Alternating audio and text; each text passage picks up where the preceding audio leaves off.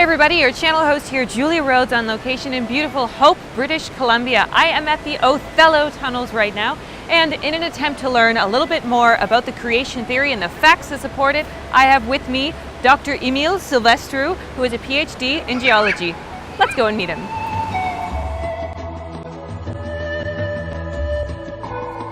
Well, I was born in the country of Romania, more specifically in Transylvania, which is a real place, by the way.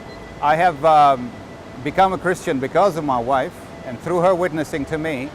And soon after that, I realized I have to do something about my science, because I noticed there are some significant discrepancies between the way I understood geology and the way the Bible presents the history of the earth.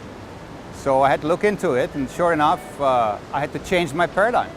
So it's a massive paradigm shift. It's not that I have stopped believing in geology. I just started looking at the facts of geology in a different way, but still based on the scientific principles, the foundational, fundamental ones, which are the correct ones.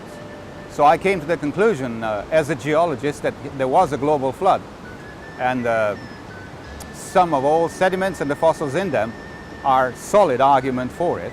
And from that moment on, I became a creationist.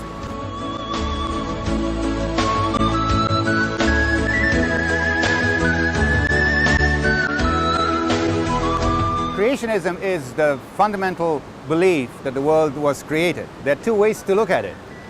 From a sacred book which records that creation, and that would be biblical creationism in the case of Judeo-Christians, and then there's scientific creationism, that is looking at the world as it is based on the existence of natural laws and the way in which they explain their reality around us, and concluding that it can only be explained ultimately in terms of origins as coming from a creator. And that's opposed to naturalism, also known by some as evolutionism, the idea that the world, nature, matter is eternal, and it just organizes itself into all the structures that we know today. From the living things to the ones that have been preserved as fossils in the rocks, which is now my backyard, so to speak, I realized that there is a logical structuring of it, a structuring, an organization that cannot emerge from randomness, even from blind mechanisms like natural selection. There's more to it than just natural selection, survival of the fittest. Because the question is not the survival of the fittest, it's the arrival of the fittest. Where does the fittest come from first in order to survive? And that's when you realize that an eternal creator makes much more sense than a natural, purely natural world. So mathematics, by the sheer existence of it, proves a higher intellect. Mathematics is not something we invented, we discovered. It was there already. And it's everywhere. I mean, why would mathematics explain the physical world? Because you say, okay, let's do physics, but physics ultimately ends in a formula, and formula is mathematics. Now, why would mathematics explain the physical world if somebody has not already introduced or basically incorporated that concept from the very beginning? That's why even mathematics points to God. 2 plus 2 makes 4, right? Now, can you change that? Can anybody change it? You can blast the planet. You can blast the solar system, destroy the universe. 2 plus 2 will always be 4.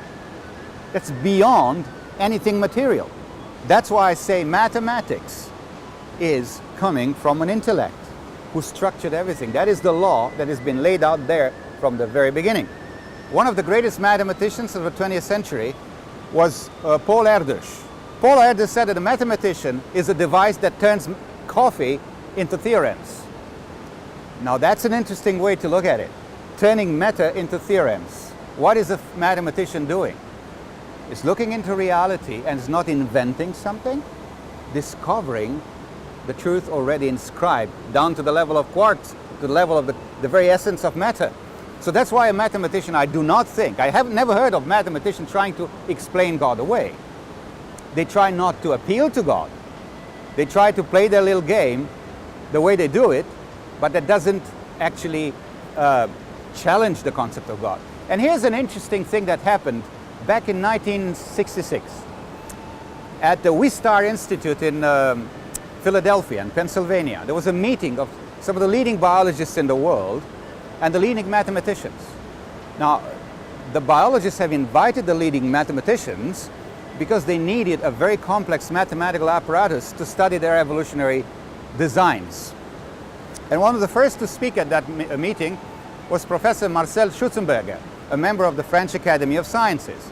And what Schutzenberger did was very simple. He took a piece of chalk and on a blackboard calculated, based on mathematics, the odds of the first living cell to emerge from random combinations. And when he drew the bottom line and he wrote down the probability, the leader of that meeting, Mr. Shapley, popped up, pounded with his fist on the table, said, "You mean to say that God created the world?" And Schutzenberger says, "No, I just showed you the mathematical odds. That's your conclusion." It basically proved that the odds of life coming from random combinations are negligible. Mathematically, life needs to come from an intellect. Somebody wants it to happen. If the odds of something happening are too low, if that thing still happens, it not happens by chance, but because somebody wanted it to happen. So that is what mathematics shows us.